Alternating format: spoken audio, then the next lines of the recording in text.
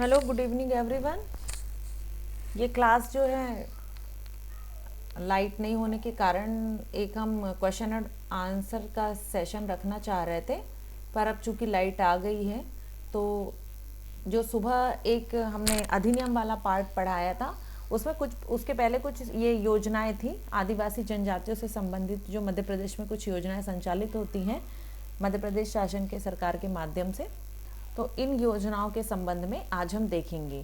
वैसे ये पार्ट मेरे पढ़ाने के लिए नहीं था, ये पार्ट आप खुद भी पढ़ सकते हैं, बहुत सरल है, लेकिन फिर भी चूंकि दिया हुआ था तो हमने सोचा कि इसमें जो इम्पोर्टेंट चीज़ है वो मैं आपको एक बार बता देती हूँ। ठीक है, बाकी इसको पढ़ना आप ही को है। आप इसको एक बार अच्छे से पढ़ के सारी योजनाएं और उसमें कौन व्यक्ति पात्र है, आपको 2-3 चीज़ें याद रखनी है योजना में। सबसे पहले योजना का नाम, योजना किसके लिए है, ठीक है, यानी कौन व्यक्ति उसके लिए पात्र है, पात्रता की क्या शर्तें हैं, फिर कितना उसको आर्थिक लाभ मिल रहा है, तो या फिर उसको और क्या बेनिफिट है, यदि उसको आर्थिक लाभ नहीं मिल रहा तो उसके अलावा क्या बेनिफिट है। ठीक है, और यदि उस योजना में कहीं कोई संस्था संचालित है उससे संबंधित तो वो कहाँ कहाँ पर है। ठीक है, इस प्रकार से ये खंड चलेगा। आई होप सुबह वाली क्लास आपने देखी होगी, जो सुबह 11 बजे से थी। उस क्लास में जो बहुत ही महत्वपूर्ण अधिनियम थे वो सारे मैंने करा दिए, सारे इंपॉर्टेंट चीज़ बता दी हैं। यदि आपने नहीं देखी है उसको जाके देखिए और याद करिए, क्योंकि उससे क्वेश्चंस आएंगे डेफिनेटली, धाराओं से प्रश्न पूछे जाते हैं। यदि आप अभी नहीं पढ़ेंगे आप बाद में एक साथ कवर नहीं कर पाएंगे, और अब टाइम कम है। मैंने नोट्स जो है आपको प्रोवाइड करा दिए हैं कल, है ना, कल नोट्स दिए हैं, और उसके अलावा कल और परसों में यानी सैटरडे तक आपको मोस्ट प्रोबेबली सारे नोट्स मिल जाएंगे। जो भी आपकी सेकंड और थर्ड बचा हुआ है उसका भी नोट्स मिल जाएगा। अब चूंकि लाइव क्लास में मैं पढ़ाती हूँ, अभी आप देख रहे हैं बच्चे बहुत कम आ रहे हैं इस समय, क्योंकि हर व्यक्ति जो है रिकॉर्डिंग देखना प्रेफर कर रहा है। तो अब मुझे भी ऐसा लगता है या तो रिकॉर्डिंग ही पढ़ा देना चाहिए, या अगर ऐसा लगेगा मुझे सिलेबस ज़्यादा है और कवर नहीं हो रहा है तो फिर मैं या तो डायरेक्ट लाइव जो है यूट्यूब पे 2 टाइम पढ़ाऊंगी, सुबह भी और शाम को भी, है ना। तो आपको डायरेक्ट यूट्यूब पे क्लास मिलेगी, एक मॉर्निंग शिफ्ट में जो 10 बजे हम एक क्लास भेजते हैं वो वाली। जैसे इसकी रिकॉर्डिंग कल सुबह आएगी तो 10 बजे एक क्लास होगी, और ज़रूरी नहीं है कि इसकी रिकॉर्डिंग कल सुबह आए ही, है ना। तो जो लोग नहीं आते हैं तो उनके लिए अब ये रिकॉर्डिंग हम हो सकता है बाद में भेज दें, क्योंकि आज तो लोग क्लास कर ले रहे हैं। और दूसरा चीज़ ये है कि जो रिकॉर्डिंग आएगी तो मैं 2 टाइम सुबह भी पढ़ाऊंगी और फिर मैं शाम को भी पढ़ाऊंगी, क्योंकि मुझे आपका सिलेबस एनी हाउ 15 या 16 तारीख तक फिनिश करना है। ठीक है, आपको सिलेबस की चिंता नहीं होगी, आपसे ज़्यादा मुझे चिंता है। तो मैं देखूंगी कि कैसा जो ज़्यादा बेनिफिशियल है आपको, जिसमें ज़्यादा सूटेबल है, जल्दी आपका सिलेबस कवर हो रहा है, मैं वो कर दूंगी। उसके बाद में आप अपनी सुविधा से वीडियो देख सकते हैं, आप बाद में भी देखिए, कोई दिक्कत नहीं है। लेकिन मैं अपनी तरफ से, मैंने चूंकि बोला था 15 तक, एनी हाउ 15-20 तक सिलेबस कंप्लीट करने का, तो मैं चाहती हूँ मैं 15 तक ही सारा सिलेबस कंप्लीट कर दूँ। दूसरा, जो आपको एफएलटी के क्वेश्चन पर डे दिए जा रहे हैं, आप उसमें से क्वेश्चन और आंसर दिया हुआ है, आप उसको देख के, उसको पढ़ के आप समझ सकते कि लास्ट टाइम पे कैसे क्वेश्चंस आए थे और आपको आगे कैसे करने हैं। ठीक है, तो चलिए हम आज की क्लास को आगे बढ़ाते हैं। कुछ महत्वपूर्ण जानकारी थी जो मैंने आपको दे दी। अब हम आज देखेंगे मध्य प्रदेश में संचालित आदिवासी और जनजातियों से संबंधित योजनाएं। ठीक है, तो है प्रतिभा योजना। सबसे पहले प्रतिभा योजना, इसमें क्या है, जनजाति वर्ग। हम यहाँ पर जो जनजाति वर्ग है उनके लिए ही योजना पढ़ रहे हैं। ठीक है, तो इसमें क्या आता है, उच्च शासकीय शैक्षिक संस्थानों में प्रवेश के लिए प्रोत्साहन दिया जाता है। ठीक है, और इसमें क्या है, आईआईटी, एम्स, क्लैट, एनडीए जैसी परीक्षा उत्तीर्ण कर उच्च शैक्षिक संस्थानों में प्रवेश होने पर 50,000 रुपये इनको दिए जाते हैं। यदि किसी बच्चे का सिलेक्शन इनमें से कहीं हो जाता है उसको 50,000 रुपये की सहायता राशि दी जाती है। और यदि जेई, नीट, एनआईआईटी, एफडीडीआई, है ना, एनआईएफटी, आईएचएम के माध्यम से प्रवेश होता है तो 25,000 रुपये मिलता है। क्वेश्चन ऐसा नहीं आएगा कि किस पे प्रवेश लेने पे कितना रुपए मिलता है। ठीक है, क्वेश्चन कैसा आएगा कि प्रतिभा योजना किससे संबंधित है। सबसे पहला क्या, उच्च शासकीय शैक्षिक संस्थाओं में प्रवेश के लिए प्रोत्साहन से संबंधित है। ये इतना याद करना है।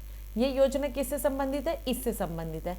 दूसरा किससे संबंधित है, जनजातीय वर्ग से संबंधित है। ठीक है, ये दो चीज़ें, किसी भी चीज़ को पढ़ते समय आपको सबसे पहले ये देखना है कि एग्जाम में से क्वेश्चन कैसा आएगा, और फिर आप पढ़ेंगे तो आप बेहतर समझ पाएंगे। ठीक है। अब सेकेंड आता है आवास योजना। आवास योजना में क्या है, महाविद्यालय में यानी कॉलेज में जो पढ़ने वाले बच्चे हैं, अनुसूचित जनजाति मतलब एसटी के जो बच्चे हैं, उनको जो अपने घर से, गृह नगर यानी घर से बाहर के शहरों में रह के पढ़ाई कर रहे हैं, उनको क्या आवास के लिए वित्तीय सहायता यानी पैसे दिए जाते हैं। तो संभाग स्तर पे यदि कोई बच्चा रहता है तो 2,000 रुपये उसको प्रति माह दिया जाता है, और यदि जिला स्तर पे कोई बच्चा रहता है तो उसको 1,250 रुपये प्रति माह दिया जाता है, और यदि वो बच्चा विकास खंड स्तर पे रहेगा तो 1,000 रुपये प्रति माह। ऐसे समझिए, यदि कोई बच्चा है कटनी का, ठीक है, यदि कोई बच्चा है कटनी का, कटनी के किसी गांव का नाम हम ले लेंगे, मान लीजिए कटनी में बच्चा है पानुमरिया का, ठीक है, पानुमरिया का मान लीजिए बच्चा है, तो पानुमरिया जो है एक गांव है, पानुमरिया एक गांव है, इस एक गांव का एक बच्चा है, वो क्या है, इसका ब्लॉक क्या है, इसका ब्लॉक है ढीमरखेड़ा। यदि वो ढीमरखेड़ा में आके कॉलेज में पढ़ाई करता है तो उसको 1,000 रुपये प्रति महीना मिलेगा। किसके लिए, किराए के लिए, मतलब आवास सहायता में। ठीक है। अगर वो सोचते हैं कि मैं कटनी पे आके रहूं, तो कटनी पे आके यदि वो रहते हैं तो उसको 1,250 रुपये मिलेंगे। ठीक है। अगर वो बच्चा पढ़ने के लिए, कॉलेज पढ़ने के लिए जबलपुर में जाके रहता है तो उसको 2,000 रुपये मिलेंगे। तो संभाग पे 2,000, जिले पे 1,250 और विकास खंड पे 1,000 रुपये की सहायता मिलती है। ठीक है। अब आगे बढ़ेंगे, हम आकांक्षा योजना देखेंगे। आकांक्षा योजना 1 जनवरी 2018 से प्रारंभ हुई। मध्य प्रदेश शासन का जनजाति कार्य विभाग की योजना है ये। ठीक है। और ये भी क्या, एसटी वर्ग के लिए, हम आज एसटी की ही सारी योजनाएं देख रहे हैं। एसटी वर्ग के विद्यार्थियों को कक्षा 11वीं और 12वीं में जो पढ़ते हैं, कहाँ, संभाग मुख्यालयों भोपाल, इंदौर, जबलपुर और ग्वालियर में, यदि किसी प्रतिष्ठित कोचिंग संस्थाओं में राष्ट्रीय प्रवेश परीक्षा यानी जेईई, नीट और एम्स की तैयारी के लिए कोचिंग अगर उनको करना है तो यहाँ आकांक्षा योजना के माध्यम से इन बच्चों को सहायता दी जाती है। इसमें सहायता में क्या क्या दिया जाता है ये भी सुन लो, ऐसा पूछेगा नहीं, लेकिन बस इतना पूछ सकते हैं कि आकांक्षा योजना किससे संबंधित है। तो जेईई, नीट जैसी बड़ी तैयारी कराने वाली कोचिंगों में पढ़ाई के लिए, ठीक है, प्रवेश के लिए। फिर इनको वहाँ पर फीस वगैरह जो है इसमें छूट रहती है, कई बार फीस फ्री भी रहती है और रहने खाने का खर्चा भी मिलता है। ठीक है। अब आता है सक्षम कार्यक्रम। मेरी आवाज़ थोड़ी अलग इसलिए लग रही होगी क्योंकि मेरी तबीयत सही नहीं है ना इस समय में, इस वजह से। सक्षम कार्यक्रम जो है इसका प्रारंभ जो है सितंबर 2023 में हुआ। आदिवासी विकास खंडों में जीवन कौशल शिक्षा आधारित कार्यक्रम इसके माध्यम से चलाए जाते हैं। इसमें क्या होता है कि जो विकास खंड है ये स्पेशली कहाँ पे चलाए जाते हैं, स्पेशल आदिवासी विकास खंडों में। मध्य प्रदेश में कितने आदिवासी विकास खंड है, 89। ओके। और इन 89 विकास खंडों में लाइफ स्किल उनको सिखाया जाता है, अर्थात कि यदि वहाँ पर वो देखते हैं कि ये इनके अंदर पारंपरिक कौन से गुण हैं, कहीं पर पारंपरिक गुणों में चित्रकारी होती है या कहीं पर किसी विशेष प्रकार की कोई जो है कलाकृति निर्माण होता है, कोई अलग शिल्प होता है, तो वो जो ट्रेडिशन है उनका उसके अकॉर्डिंग ही कि ये इससे कोई उत्पाद बना के और अपने उत्पादों को मार्केट में ला के और उसका उनको अच्छा मूल्य मिल सके, इसलिए ये कार्यक्रम जो है प्रारंभ किया गया था, सक्षम कार्यक्रम। इसके अलावा थी 5वीं सिविल सेवा प्रोत्साहन योजना। इसके अंतर्गत क्या होता है, एमपीपीएससी या यूपीएससी, एमपीपीएससी यानी मध्य प्रदेश की पीएससी, यूपीएससी मतलब जिससे आईएएस बनते हैं। ओके। तो एमपीपीएससी में यदि विभिन्न स्तरों पर सफलता प्राप्त करता है बच्चा, परीक्षा पास करता है, तो उसको प्रोत्साहन राशि दी जाती है। यदि प्री पास करेगा तो 20,000, मेंस का एग्जाम क्लियर करेगा तो 30,000 और इंटरव्यू भी पास कर लेगा तो फिर उसको 25,000 रुपये की सहायता राशि दी जाती है। हर चरण में ये राशि अलग अलग होती है। प्री पास करने पर 20,000, मेंस पास करने पे 30,000 और इंटरव्यू पास करने पे 25,000। उसी प्रकार से यूपीएससी, ठीक है, इस पर प्री पास करने पर 40,000 है, मेंस पे 60,000 है और इंटरव्यू में 50,000 रुपये की प्रदान किए जाते हैं। ओके। अब आर्थिक योजनाएं देखते हैं। आर्थिक योजनाओं में है पहला, एक है धरती आबा जनजातीय ग्राम उत्कर्ष अभियान। इसका प्रारंभ 2 अक्टूबर 2024 को हुआ था और इसका उद्देश्य क्या है, आदिवासी गांवों में समग्र विकास और उत्थान का एक महत्वपूर्ण प्रयास है। इसका ये क्वेश्चन जो है धरती आबा वाला, ये ज़रूर पूछा जा सकता है कि ये अभियान कब प्रारंभ हुआ, 2 अक्टूबर 2024। इसको अच्छे से याद कर लेना। इसके अलावा इससे क्वेश्चन नहीं होगा, लेकिन धरती आबा पता नहीं क्यों मुझे ऐसा लगता है धरती आबा इस बार आएगा, है ना, क्योंकि अभी रिसेंट स्टार्ट हुआ है। दूसरा है मुख्यमंत्री आर्थिक कल्याण योजना। तो इसकी योजना अंतर्गत समाज के सबसे गरीब वर्ग को कम लागत में उपकरण और कार्यशील पूंजी उपलब्ध कराने हेतु मार्जिन मनी सहायता दी जाती है। मतलब परियोजना लागत का 50%, अधिकतम रुपए 15,000 रुपये दिया जाता है। ये क्या है कि जो सबसे गरीब वर्ग होते हैं उनको क्या है, यदि वो कोई काम करना चाहते हैं, कोई काम मतलब जो उनका काम है, जैसे मान लीजिए कोई कुम्हार है, वो अलग अलग तरीके के बर्तन बनाना चाहता है, या कोई अलग शिल्पकार है, या कोई लकड़ी का सामान बनाना चाहता है, तो ये इनको क्या है, इसके माध्यम से मुख्यमंत्री आर्थिक कल्याण योजना के माध्यम से इनको जो है ये उपकरण, या तो उनको उपकरण चाहिए तो उपकरण, और अगर पूंजी चाहिए तो पूंजी उपलब्ध कराई जाएगी। ठीक है, और वो पूंजी कितनी होगी, अधिकतम 15,000 रुपये। अब थर्ड है डॉक्टर भीमराव अंबेडकर आर्थिक कल्याण योजना 2022। इसमें क्या है, इसका उद्देश्य क्या है, अनुसूचित जाति, ये एससी के लिए है ना, शेड्यूल कास्ट के लिए है। तो एससी के नागरिकों को पूर्व में स्थापित, जो पहले से स्थापित हैं, सूक्ष्म लघु मध्यम श्रेणी के उद्योगों में उपकरण के लिए 10,000 से 1 लाख रुपए तक का ऋण लोन दिया जाता है। ठीक है, इसमें लोन दिया जाता है। फिर है चौथा टांट्या मामा आर्थिक कल्याण योजना। ये 6 सितंबर 2022 से प्रारंभ हुई है, और इसका उद्देश्य क्या है, मध्य प्रदेश में अनुसूचित जनजाति वर्ग के युवाओं को आर्थिक सहायता इसमें प्रदान की जाती है। ये बहुत इंपॉर्टेंट है, टांट्या मामा आर्थिक कल्याण योजना, इसको अच्छे से याद कर लेना। जैसे धरती आबा इंपॉर्टेंट है, ऐसे ये टांट्या मामा भी इंपॉर्टेंट है। ठीक है, इसमें देखो लाभार्थी 18 से 55 वर्ष के होते हैं, और 10,000 से 1 लाख सीमा तक के बैंक ऋण का इसमें प्रावधान किया गया है। ठीक है, दो चीजें। अब है बिरसा मुंडा स्वरोजगार योजना। ये भी इंपॉर्टेंट है, क्योंकि ये सब नाम वाली योजनाएं हैं, है ना। जैसे बिरसा मुंडा हो गई और टांट्या भील हो गई, ये नाम वाली योजनाएं हैं। धरती आभा कहाँ से चालू हुई, बिरसा मुंडा के जन्म, जो जनजाति गौरव दिवस है वहां से प्रारंभ हुआ। ठीक है, नंदिनी आप बार बार हैंड रेज कर रहे हो, अगर आपका कोई क्वेश्चन है प्लीज आप टाइप कर दीजिए, है ना, मैं देख लूंगी, उसका जवाब दे दूंगी। बिरसा मुंडा स्वरोजगार योजना, ये 6 सितंबर 2022 से प्रारंभ हुआ। इसका उद्देश्य क्या था, अनुसूचित जनजाति वर्ग के लोगों को नवीन उद्यमों की स्थापना हेतु कम ब्याज पे ऋण देना, कि उनको ऐसा मतलब ऐसा धन उपलब्ध कराना जिस पे ब्याज कम लगता हो, और किसके लिए, नवीन उद्यमों की स्थापना हेतु। विनिमय गतिविधियों के लिए 1 लाख से 50 लाख तक का इसमें ऋण मिलेगा, और व्यावसायिक गतिविधियों के लिए 1 लाख से 25 लाख तक का ऋण मिलेगा। ठीक है, 5% प्रतिवर्ष की दर से इसमें ब्याज अनुदान भी है, सरकार इसमें अनुदान भी दे रही है। अब ये है एक पवन पुत्र योजना, ये अनुसूचित जाति और जनजाति, मतलब ये दोनों के लिए, एससी और एसटी दोनों के लिए है, कि बेरोजगार व्यक्तियों को ऑटो रिक्शा और टेम्पो के लिए वाहन मुहैया कराया जाता है ना। और ये योजना है पवन पुत्र, इसको भी अच्छे से याद कर लेना है। अब आती है कल्प वृक्ष योजना। कल्प वृक्ष योजना क्या है, अनुसूचित जनजाति की महिलाओं को सीधे रोजगार उपलब्ध कराने के लिए ये योजना लाई गई थी।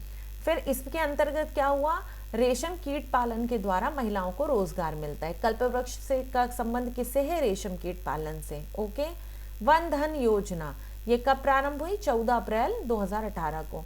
आदिवासी क्षेत्र में जनजाति उत्पादों को बढ़ावा देना और जनजाति आय में सुधार करना, और ट्राइफेड के द्वारा इस योजना का प्रारंभ बड़वानी जिले में किया गया था। वन धन योजना के बारे में मैंने डिटेल में आपको पिछली क्लासेस में पढ़ाया है, जब मैंने योजना पढ़ाई थी। ठीक है, आप अगर याद कर रहे होंगे तो आप उसको कनेक्ट कर पा रहे होंगे यहाँ से। अब हम स्वास्थ्य विभाग से संबंधित कुछ योजना देखते हैं, स्वास्थ्य से संबंधित योजना। ठीक है, इसके संबंध में हमने पहले भी पढ़ा है, लेकिन इसमें कुछ और योजनाएं हैं वो हम देख रहे हैं। एक है अरुणिमा योजना, ये क्या है, स्पेसिफिक आदिवासियों के स्वास्थ्य, सुरक्षा और शिक्षा के लिए मध्य प्रदेश शासन का एक कार्यक्रम है। ठीक है, तो अरुणिमा का संबंध किससे है, आदिवासियों के स्वास्थ्य, सुरक्षा, शिक्षा से। फिर है सहारा योजना।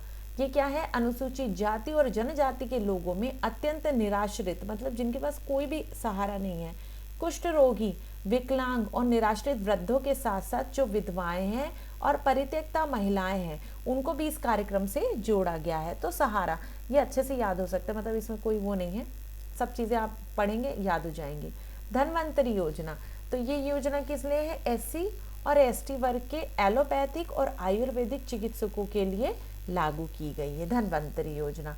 देवारण्य योजना, ये 26 जुलाई 2021 से प्रारंभ हुआ और इसका उद्देश्य क्या है? आयुष औषधियों के उत्पादन को बढ़ावा देना। तो इसमें क्या करते हैं? जंगलों में औषधियों का खजाना है और जो जनजातीय लोग हैं उनको पारंपरिक इसका ज्ञान है, वो जानते हैं कि किस पत्ती से या किस पेड़ से किस बीमारी का इलाज किया जा सकता है। क्यों? क्योंकि पुराने समय में उनके यहाँ जो लोग थे वो इससे इलाज करते, तो आज भी उनके पास इसका ज्ञान है, तो वो इस ज्ञान का उपयोग करके और औषधियों का उत्पादन करते हैं और उस औषधियों के उत्पादन को बढ़ावा दिया जा रहा है। ठीक है, इसको आयुष से भी जोड़ा गया है। फिर है जीवन ज्योति योजना। जीवन ज्योति योजना क्या है? जो साधनहीन आदिवासी है उनके घर के करीब चिकित्सा सुविधा उपलब्ध कराने के लिए राज्य सरकार ने इसको प्रारंभ किया है। ठीक है, तो इसका संबंध किससे है? चिकित्सा सुविधा से, जीवन ज्योति योजना। मध्य प्रदेश राज्य हीमोग्लोबिनोपैथी मिशन, ठीक है, ये लोक स्वास्थ्य और परिवार कल्याण विभाग द्वारा चलाया जा रहा है। जून 2021 में किया गया था इसका प्रारंभ, और ये क्या है? एक सिकल सेल एनीमिया और थैलेसीमिया निदान कार्यक्रम है। इसको अच्छे से याद कर लेना, इस पे से क्वेश्चन आएगा इस बार।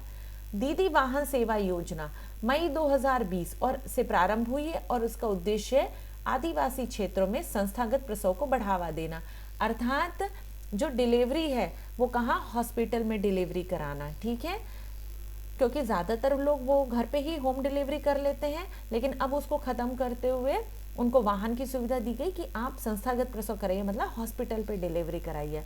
अब इसकी विशेषता क्या है? मध्य प्रदेश के आदिवासी बहुल झाबुआ जिले में ग्रामीण आजीविका मिशन की महिलाओं द्वारा दीदी वाहन सेवा की शुरुआत की गई। देखो ये एक नई चीज़ है, ये भी पूछ सकता है कि झाबुआ में किसने दीदी वाहन सेवा की शुरुआत की, तो आपको पता होना चाहिए कि ये ग्रामीण आजीविका मिशन की महिलाओं ने किया है। ठीक है, अब इनकी जनजातियों से संबंधित, कृषि से संबंधित योजनाएं इसमें देखेंगे। रानी दुर्गावती श्री अन्न प्रोत्साहन योजना, इसका प्रारंभ 2024 में हुआ। क्यों? श्री अन्न यानी मोटा अनाज यानी कोदो, कुटकी, है ना, और उसमें और भी बहुत सारी चीजें आती हैं, बाजरा, ज्वार, रागी, ये सब मोटे अनाज है, इसको ही श्री अन्न कहा गया।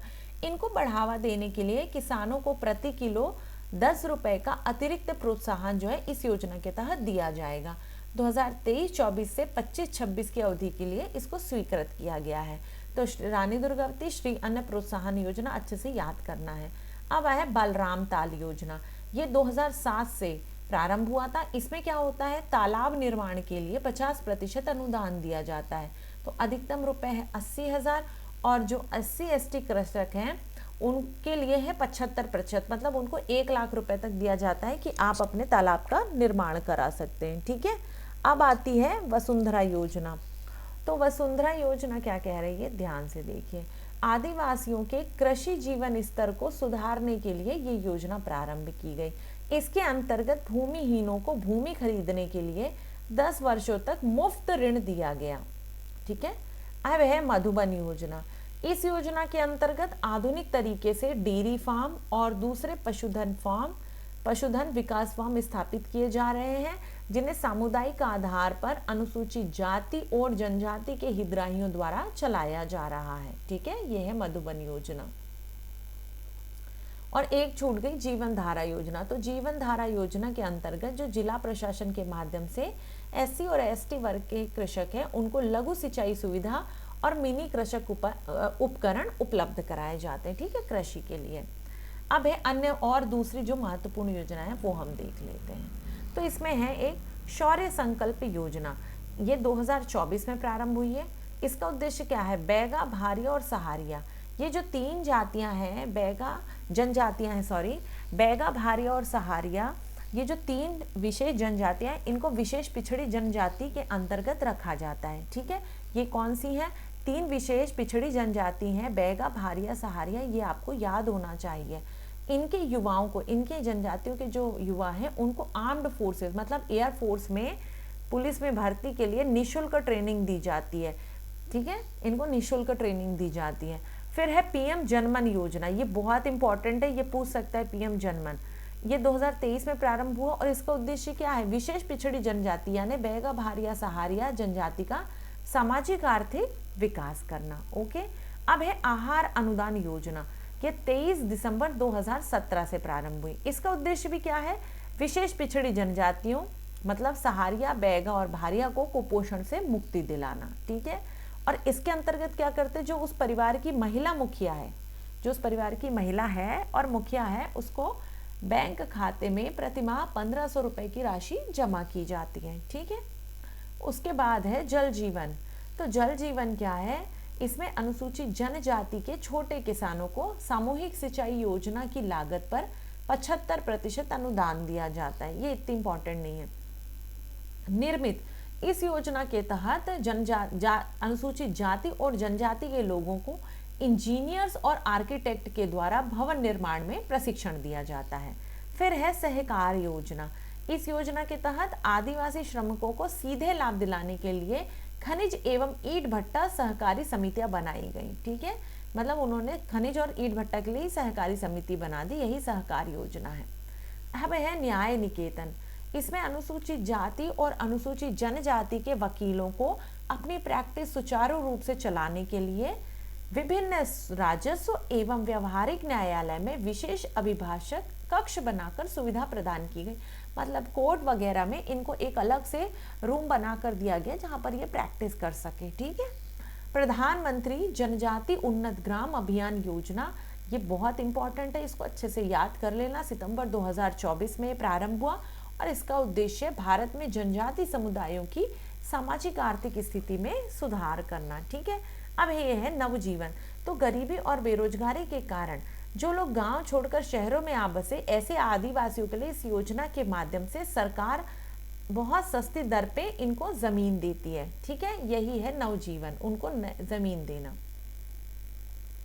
अब है स्वावलंबन।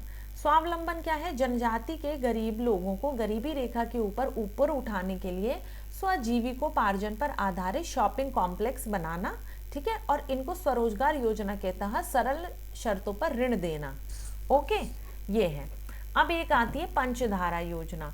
पंचधारा योजना नवंबर 1991 से प्रारंभ हुई और ग्रामीण क्षेत्र जो है, ग्रामीण और आदिवासी महिलाओं के कल्याण जो है इसका लक्ष्य था। इस योजना के तहत 5 उप योजना भी थी। ओके,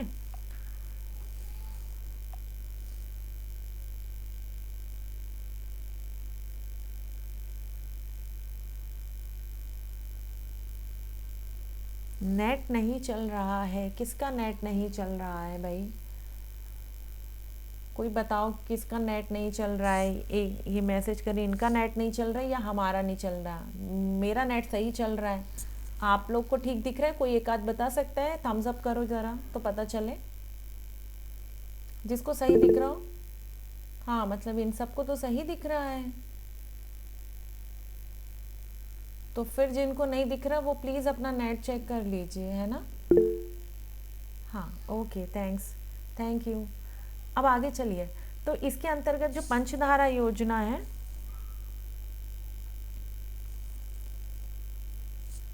इसके अंतर्गत जो है 5 उप योजनाएं थी। सबसे पहली थी आयुष्मती योजना, दूसरी है कल्पवृक्ष योजना, तीसरी है ग्राम्य योजना, चौथी है सामाजिक सुरक्षा पेंशन योजना और 5वीं है वात्सल्य योजना। ये पंचधारा योजना के अंतर्गत ये जो 5 योजना है ये आपको नाम बस याद करने हैं। ठीक है, इसके अंदर क्या है ये नहीं पूछेगा, लेकिन नाम कभी आ जाए तो आपको पता होना चाहिए, कोई भी मिस नहीं होना चाहिए, तो नाम याद कर लेना। अब है मुख्यमंत्री मदद योजना। ये कब प्रारंभ हुई? 12 अगस्त 2019 को। इसमें क्या होता है, जनजाति परिवार में जो बच्चे हैं उनके जन्म तथा परिवार के सदस्य की मृत्यु पर 50 किलो गेहूं और चावल की सहायता दी जाती है। मतलब किसी क्या होता है, जनजाति जो परिवार हैं तो जैसे जन्म हुआ या मृत्यु हुई तो हर सभी में ये जो है कुछ प्रथाएं रहती हैं खिलाने पिलाने की, है ना। तो ऐसी स्थिति में उनको जो है ये मदद दी जाती कि उनको सीधा सीधा 50 किलो गेहूं और चावल जो है जन्म पर और मृत्यु पर दे दिया जाता है। अब एक योजना है राशन आपके द्वार योजना। ये 15 नवंबर 2021 को प्रारंभ हुई थी और ये कब प्रारंभ हुई थी? जनजाति गौरव दिवस पर प्रारंभ हुई थी। और किसने की थी? प्रधानमंत्री श्री नरेंद्र मोदी ने। तो इसको अच्छे से याद करना है, इसका सन याद कर लेना है, किसने प्रारंभ किया था। और इसका उद्देश्य आदिवासी क्षेत्रों में जहाँ राशन वितरण, कहाँ उचित मूल्य की दुकान नहीं है, जहाँ पर नहीं है राशन की दुकान नहीं है, तो उन क्षेत्रों में राशन घर घर पहुँचाया जाता है। ठीक है, बस इसका इतना ही है इसमें। अब एक है आकांक्षी योजना। तो ये हम आकांक्षी योजना अभी ऊपर हम पढ़ चुके हैं। ठीक है, ये डबल से रिपीट हो गई है। अब राष्ट्रीय शिक्षा नीति। राष्ट्रीय शिक्षा नीति, इसके बारे में भी हमने थोड़ा बहुत पहले पढ़ा था, फिर लेकिन अभी जनजातीय क्षेत्रों के बारे में है तो फिर भी हम इसको फिर से देख लेते हैं। मध्य प्रदेश में राष्ट्रीय शिक्षा नीति 26 अगस्त 2021 को प्रारंभ की गई थी। राष्ट्रीय शिक्षा नीति 2020 लागू करने वाला मध्य प्रदेश दूसरा राज्य है, पहला राज्य कर्नाटक है। ठीक है, मुख्यमंत्री जन कल्याण योजना संबल 2.0 इसको कहते हैं। ये ध्यान रखना, मध्य प्रदेश सरकार की मुख्यमंत्री जन कल्याण यानी संबल 2.0 योजना का उद्देश्य क्या है? राज्य के गरीब मजदूर वर्ग के लोगों को विभिन्न सुविधाओं का लाभ देना। इसको अच्छे से याद करना। ठीक है, और मध्य प्रदेश में राष्ट्रीय शिक्षा नीति 26 अगस्त 2021, ये तारीख याद कर लेना। ठीक है, अब है सूरज धारा योजना। सूरज धारा योजना कहती है किसान कल्याण और कृषि विभाग संचालित करता है इसको।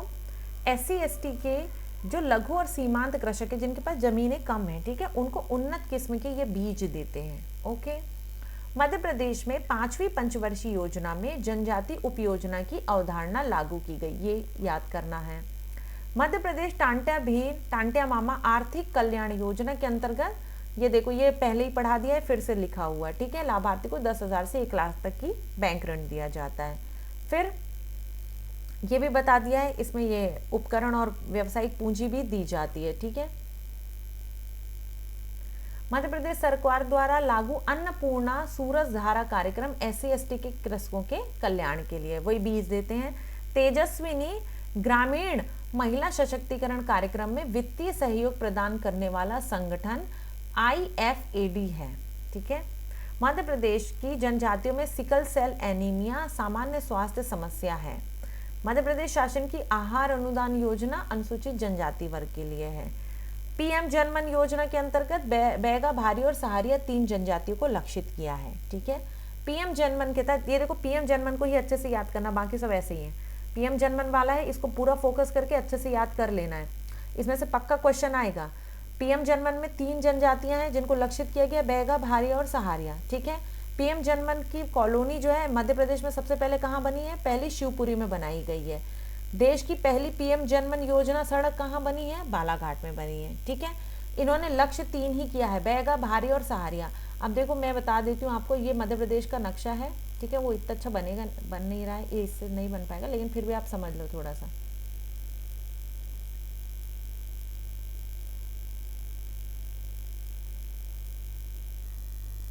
ऐसे समझ लो। ठीक है, सब तो ये जो भारिया हैं, भारिया जो जनजाति वो यहाँ पाई जाती है छिंदवाड़ा वगैरह के पास। ठीक है, मूलतः छिंदवाड़ा आसपास के क्षेत्रों में। बैगा आपको मिलेंगे बालाघाट, मंडला, डिंडोरी, ये है, ये इनका क्षेत्र है। ठीक है, यहाँ पर मिलेंगे बैगा, और सहारिया यहाँ मिलेंगे। ठीक है, ये सहारिया का क्षेत्र है। तो आपको ये पता होना चाहिए 3 जगह ये है, और कहीं छुटपुट होगा, लेकिन जो केंद्रीकरण है वो यहीं पर है। ठीक है, अब इसके बाद हम आगे देखते हैं। ये इसलिए बताते हैं ताकि आपको याद रहे।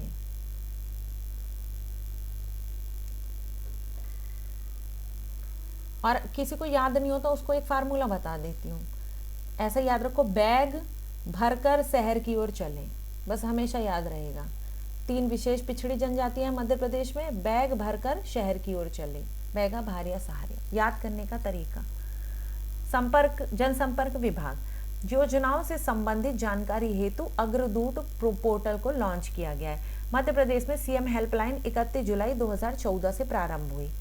आहार अनुदान योजना केवल 15 जिलों में लागू है।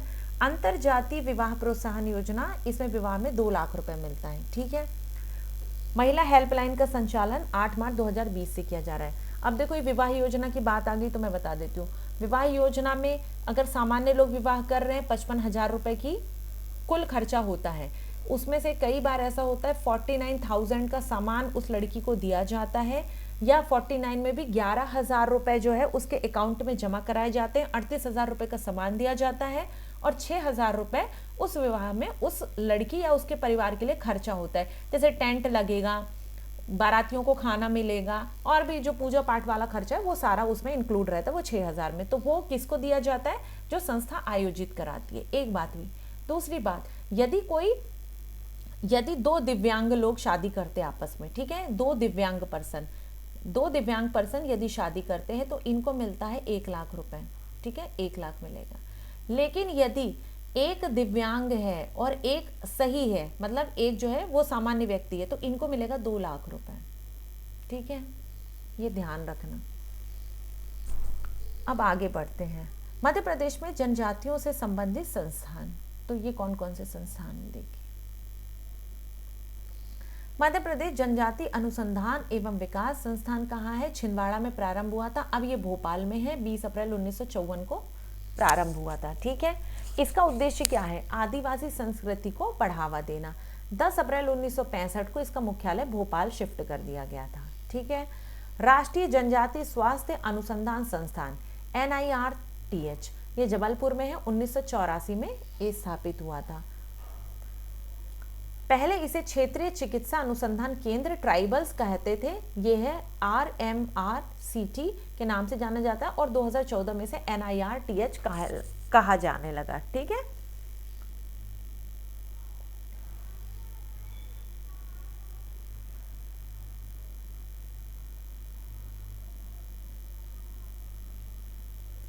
मध्य प्रदेश आदिवासी वित्त एवं विकास निगम, ये भोपाल में है, 1994 में स्थापित होता है, और इसका उद्देश्य क्या है? आदिवासियों का आर्थिक, सामाजिक एवं शैक्षणिक कल्याण, ठीक है। इंदिरा गांधी राष्ट्रीय जनजाति विश्वविद्यालय अमरकंटक में है, 2008 में बना था, ठीक है। इसका उद्देश्य क्या है? आदिवासी लोक संस्कृति, कला और शिल्प कौशल के साथ साथ उच्च शिक्षा प्रदान करना। वन्या प्रकाशन, वन्या एक पत्रिका है, वन्या नहीं है, वान्या है, वान्या या वन्या, ठीक है, दो में से कुछ एक नाम आएगा।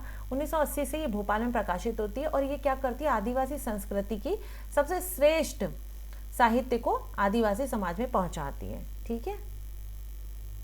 मैगजीन है, मैगजीन।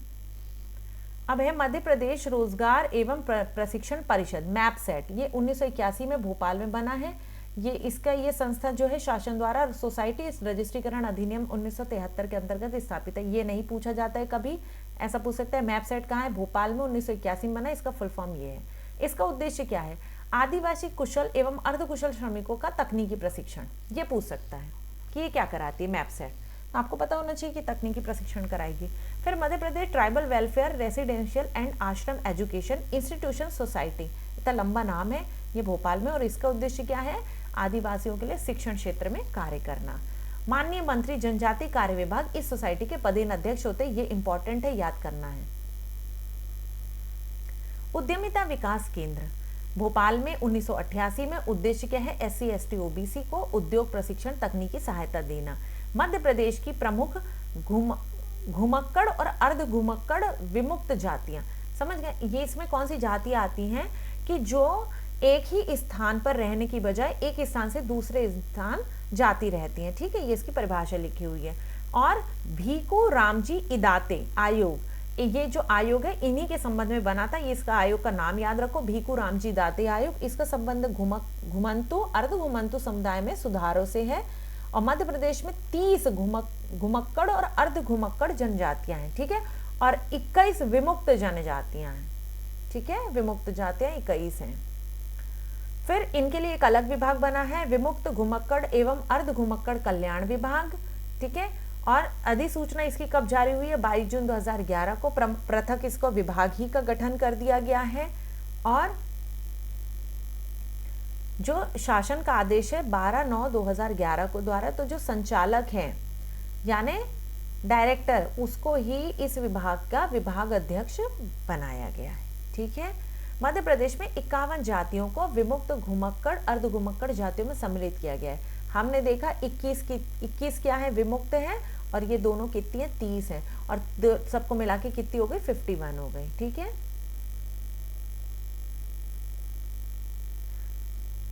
इसका गठन कब हुआ? इसके लिए पहले एक अभिकरण बनाया गया था, तो इसका गठन 1996 में किया गया था। 1995 के नाम से इसको पच्चीबद्ध कराया गया था। इस अभिकरण में क्या है, एक अध्यक्ष है, अभिकरण मतलब एक संस्था, एक सोसाइटी, ठीक है, और एक अध्यक्ष है, 6 शासकीय और 5 अशासकीय सदस्य हैं।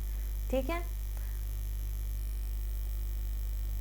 अब विशेष पिछड़ी जनजाति पीवीटीजी इनको कहते हैं, है ना, इनको क्या कहते हैं, पीवीटीजी कहते हैं, शॉर्ट फॉर्म इनका पीवीटीजी। इसमें अपनी 3 है, मैंने बता दिया, बैगा, भारिया, सहारिया, और ये विशेष रूप से कमजोर जनजातीय समूह है। ठीक है, घरेलू हिंसा सुबह पढ़ा दिया है आपको सारा कुछ, है ना।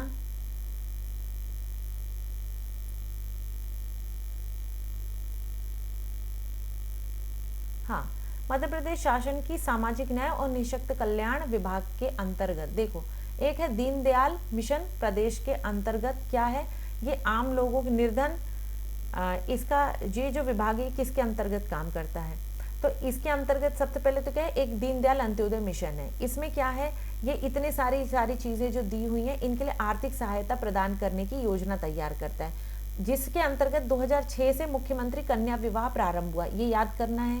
ठीक है, पैसे ऐसे तो मैंने बता दिए, पर ये 2006 से प्रारंभ हुई थी।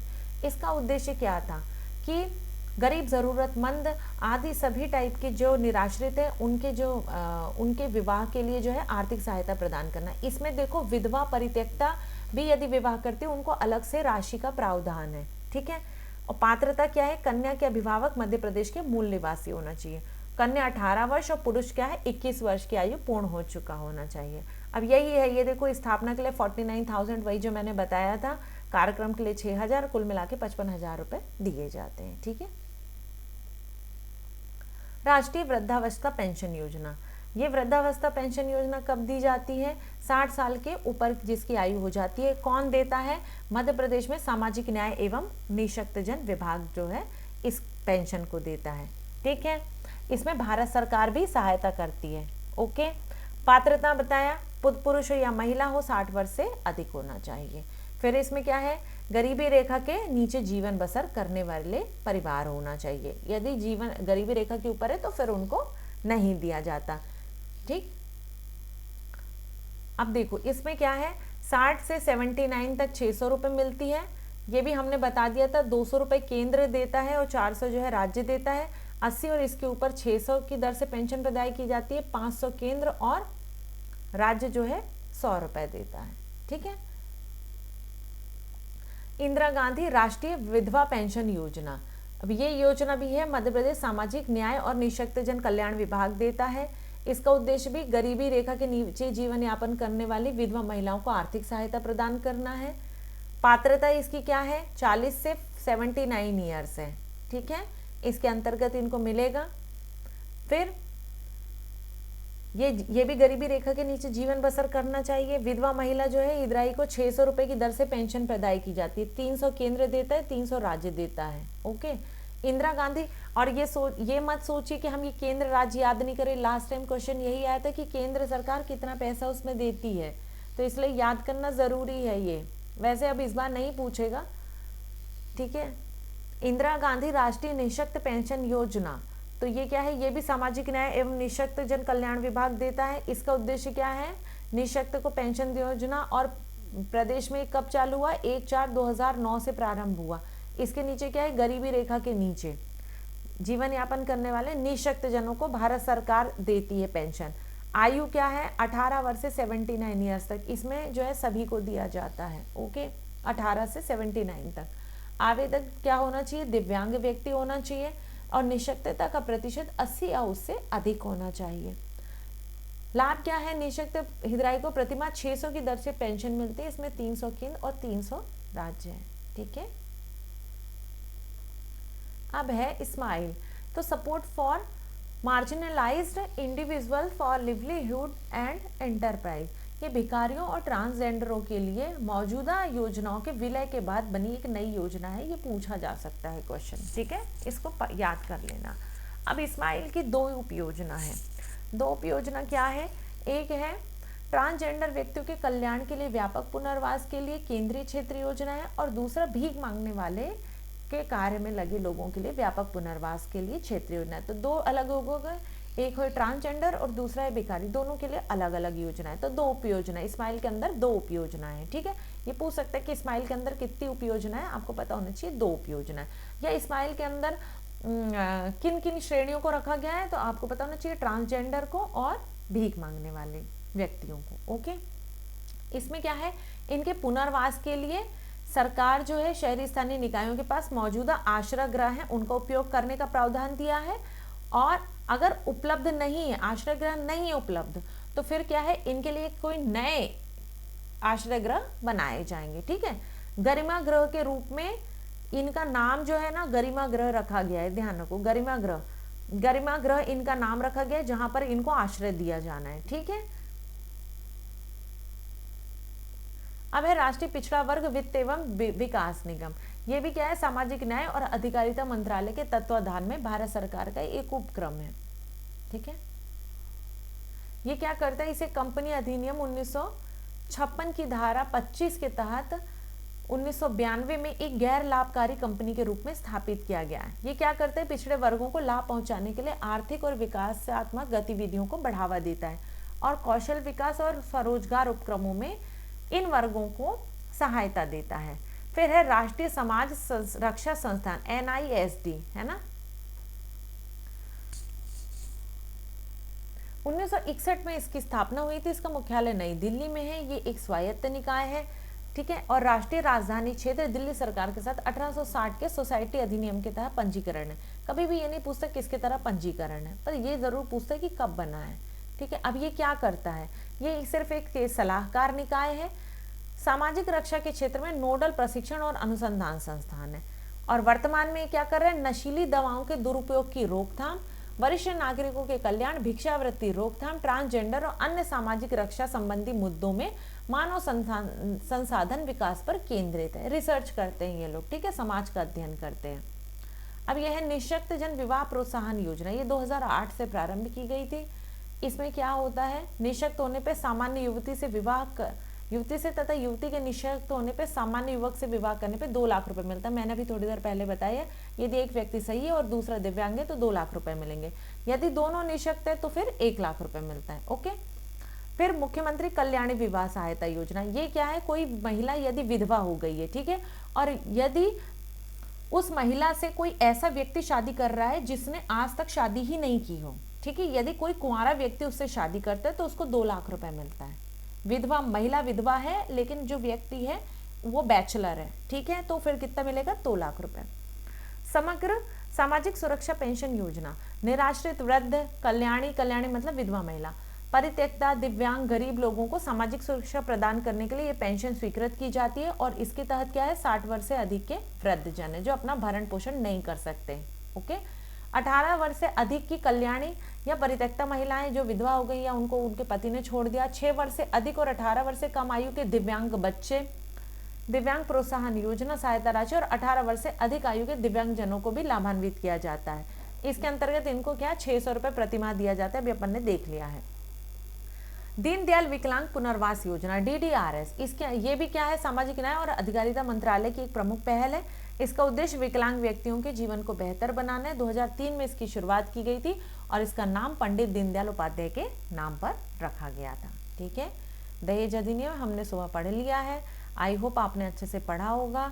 यदि नहीं पढ़ा है तो फिर भारी दिक्कत है भैया, है ना। अच्छे से पढ़ना है और अच्छे से ये सारा याद करना है। हाँ, तो लगता है इसमें, हाँ, ये सारी चीज़ें हो गई है। इसके अंदर जितनी भी योजनाएं थी वो हमने सारी आज कवर कर ली हैं। तो अब इसके अंतर्गत देखो, हमारे सिलेबस में जो जो योजना थी हमने लगभग सारी कवर कर ली है। अब शायद ही कोई थोड़ी बहुत बची होंगी, अगर एक आध दो पेज, इसके अलावा बाकी कोई योजना बची नहीं है। सारी योजनाएं, क्योंकि हमने पहले भी बहुत सारी योजनाएं पढ़ी हैं। तो आप ऐसे नहीं कि ये आप ये मत सोचे कि ये पहले पार्ट का तो सिर्फ पहले पार्ट में पढ़ना है। पहला पार्ट दूसरा पार्ट जो अगर एक जैसा है तो उसको एक ही नोट से पढ़ना है। ये नहीं कि हर चीज़ का अलग अलग नोट से पढ़ना है। समझ रहे हैं आप। वही टीकाकरण अगर आपको एक पार्ट में काम आ रहा है तो वो कहीं दूसरी जगह भी काम आएगा। इसी टाइप से हर टॉपिक रहते हैं, वो टॉपिक मिले जुले रहते हैं। तो आपको उस टॉपिक को पढ़ते समय ये देखना है कि ये टॉपिक और कहाँ है, और फिर और कहाँ है तो हमें इसको और कहाँ पर पढ़ना है। हाँ थैंक्स कला, मैं अपना ध्यान रख रही हूँ। तो आपको जो है अपना ये टॉपिक पढ़ते जाना है, और सबसे मेन इंपॉर्टेंट चीज़ है कि आपको याद करना है। अगर आप याद नहीं करेंगे तो फिर दिक्कत होगी, है ना। तो आप प्लीज़ याद करते चलिए, और मैं कोशिश करूँगी कि मैं 2-2 क्लास लेके आप लोग को पढ़ा दूँ, और ताकि ज़्यादा से ज़्यादा जल्दी आपका सिलेबस ख़त्म हो जाए और आप लोग फिर रिवाइज़ कर सकें। रिकॉर्डिंग की सुविधा भी इसीलिए दी गई है ताकि आप लोग जो है बार बार देखकर रिवाइज़ कर सकें, है ना। और ये योजनाएं भी हो गई हैं। कम्युनिकेशन वाला पार्ट मैं कल से पढ़ाऊँगी, जो कम्युनिकेशन और संचार वाला है तो उसको शाम को ही मैं पढ़ाऊँगी। उस टॉपिक को पढ़ने के लिए मेरा एक रिक्वेस्ट है, आप क्लास में पढ़िए, उसके बाद उसको दोबारा से उसका वीडियो ज़रूर देखिए, क्योंकि एक बार में आपको समझ में नहीं आएगा। ये मैं अभी से बता रही हूँ आपको, क्योंकि एग्जाम में जब क्वेश्चन आएगा तो वहाँ पर फैक्चुअल क्वेश्चन नहीं आता। जैसे देखिए, इस योजना में प्रतिभा योजना लिखी है, तो आप प्रतिभा योजना में बता देंगे इससे संबंधित है, जनजाति वर्ग से संबंधित है। ये फैक्चुअल है, ये फैक्ट है, आप इसको याद कर सकते हैं। बट जो संचार और कम्युनिकेशन के क्वेश्चन होते हैं ना, उसमें क्या होता है कि बहुत सारी चीज़ें ऐसी होती हैं कि हर चीज़ फैक्ट नहीं होती। मतलब वहाँ पर अगर ना जैसे हमने समझ के पढ़ा था, वो विकास और अधिगम लर्निंग वगैरह के जो सिद्धांत नहीं पढ़े थे, वो सिद्धांतों की तरह ही इसमें कम्युनिकेशन में चीज़ें होती हैं। आप 10 लाइन पढ़ेंगे, 10 लाइन समझेंगे, उसमें से मुश्किल से एक ही फैक्ट होगा।